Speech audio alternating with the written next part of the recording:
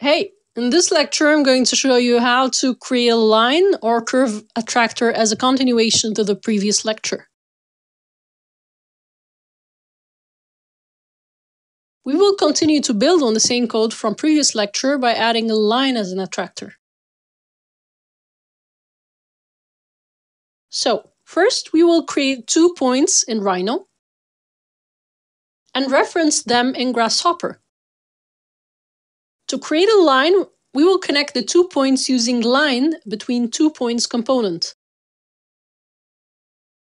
And then we will add curve closest point component. And connect the line to its curve input and our grid points to its points input to find the closest points to our line.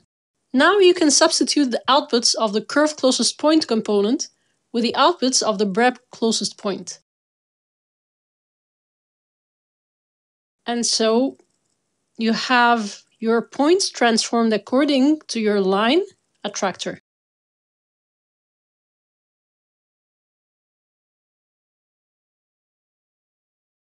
And we can now preview the solid difference output at the end of the code.